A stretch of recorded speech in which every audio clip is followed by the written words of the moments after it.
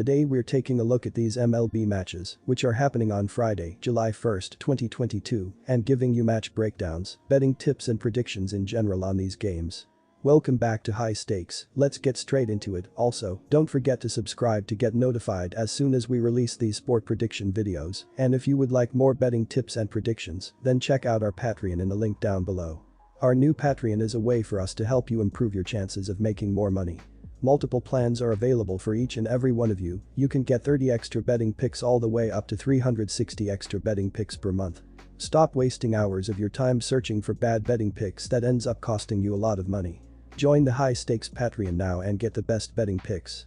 Going back to our video, we will give you 2 betting picks for each game, a team pick and a total pick based on facts and detailed explanation. So make sure to watch our videos till the end so you don't miss any of our picks. Cincinnati Reds vs Atlanta Braves. Our team pick is Braves minus 1.5 runs, and here is why. The Braves are probably sad to see the month of June coming to a close. They climbed back into the NL East race thanks to over 20 wins, nearly 6 runs per game, and over 50 home runs as a team in the month of June. The team record-setting month now has the Braves primed to battle the Mets for the NL East crown as the season turns toward summer. After taking the first 2 games of their 3-game series with the Phillies on Tuesday and Wednesday, the Braves went for the sweep on Thursday night. The Braves, instead, had to settle for taking 2 of 3 from the Phillies following a 14-4 defeat. The loss means the Braves ended the month of June tied for the most wins in the month of June in club history with 21 wins. Neither of these 2 teams resembles the teams that met up to open the 2022 season in Atlanta. The Reds would take 2 of 4 games from Atlanta, but would go on to lose 20 of their next 21 games. Since then, the Reds have been a respectable 23-26. The Reds have struggled again lately, losing 8 of 9 games before rattling off 2 wins in a row. They fell to the Cubs on Wednesday night before trying to salvage the series win on Thursday in Chicago. On Thursday, the home run-prone Reds pitching staff was at it again. The Reds pitching staff gave up a whopping 23 hits, including 4 home runs, and fell to the Cubs 15-7. Joey Votto and Tommy Pham each had 3 hits and a home run in the loss. This looks to be a rather colossal mismatch between 2 teams going in opposite directions. Fried has been dominant in the month of June and hasn't lost a start since April. Minor has been hit hard and prone to the long ball, which doesn't bode well facing a Braves team that has hit over 50 home runs in the month of June. The Braves bats should take kindly to the homer-friendly dimensions of the Great American Ballpark in Cincinnati. I expect a multi-home run performance from the Braves lineup and a tidy pitching performance out of Fried. Look for the Braves to pick right up in July the winning ways they started in June. Our total pick is under 9.5 runs, and here is why. Both teams are led by their lineups, making it easy to think that the upcoming game will be a high-scoring one. However, the Braves are turning to one of their best starters, and with a high total, both starting pitchers look to step up and control this game from the first pitch. The Reds should limit the Braves' batting order with Mike Minor stepping up and pitching multiple strong innings to prevent the Braves from running up the score. The Braves, meanwhile, should eliminate and potentially shut out the Reds lineup with Max Fried pitching multiple scoreless innings, where he forces weak contact and tosses multiple strikeouts, while the bullpen also steps up and limits the Reds. The under should cover in a surprisingly low-scoring game, with both starting pitchers stepping up. Pittsburgh Pirates vs Milwaukee Brewers. Our team pick is Milwaukee minus 1.5 runs. And here is why. The Milwaukee Brewers are back in a familiar spot atop the NL Central Division standings. The defending NL Central champs find themselves in an early battle for first place in the division after a cakewalk in 2021.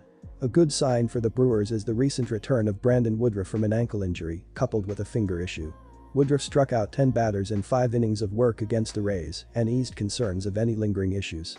The Brewers swept a tough Tampa Bay team in a brief 2-game series before turning their attention to Central Division foe Pittsburgh. On Thursday night, the Brewers had 12 hits and scored 7 runs, but it wasn't enough to beat the Pirates on the road. The Brewers scored 3 runs in the 9th to close the gap to 8-7, but left runners on 2nd and 3rd to close the game. The Pittsburgh Pirates will look to put a dent in their double-digit deficit in the NL Central standings with a strong showing against front-running Milwaukee. Coming into the series, the Pirates were just 4-6 in their last 10 games. On Wednesday, thanks to a 3-home run, 6 RBI explosion from Brian Reynolds, the Pirates were able to stave off a sweep at Washington against the lowly Nationals. On Thursday night, in the series opener against Milwaukee, it was déjà vu for the Pirates as they again won 8-7, powered by a 3-home run night. This time it was backup catcher Mitchell Perez who provided the power. Perez went 4 for 4 with 5 RBI and homered in each of his last 3 at-bats to power the Bucks to an 8-7 win. JT Brubaker went 6 innings and allowed 4 runs, while striking out 6 to pick up his second win of the season. The Brewers own a significant advantage in this pitching matchup, with the reigning NL Cy Young winner Burns taking on the 22-year-old Contreras. Burns has 11 quality starts out of 15 this season and has pitched through the 7th inning in each of his last 2 starts. In addition, Burns is undefeated against the Pirates in his career and should put the Brewers in position to bring out their dominant bullpen in the late innings. Contreras has fared quite well this season but has been unable to keep his pitch count down in order to go deep into games. With that in mind, I'm leaning heavily on the Brewers in this one, as the Pirates will be forced to use their bullpen that has the 7th worst ERA in baseball. Look for the Brewers' power bats to take full advantage of the Pittsburgh pen in the late innings. Our total pick is under 7.5 runs. And here is why. Pittsburgh lacks any sort of offense this season. They are bottom 5 in the league in runs, hits, RBIs, batting average, OBP, SLG, and OPS. Corbin Burns faced the Pirates once this season, and he went 7 innings and allowed 4 hits, 0 walks, 2 earned runs, and struck out 10 in a win. Burns is top 10 in the MLB in ERA, strikeouts, WHIP, and batting average against. In 3 games started and 4 games he has appeared at home this season, Roansy Contreras has a 0.48 ERA and 1.02 WHIP. Opposing batters are hitting .174 against Contreras when he is at home this season. This will be a lower scoring game, and the under will hit. Cleveland Guardians vs New York Yankees. Our team pick is New York minus 1.5 runs. And here is why.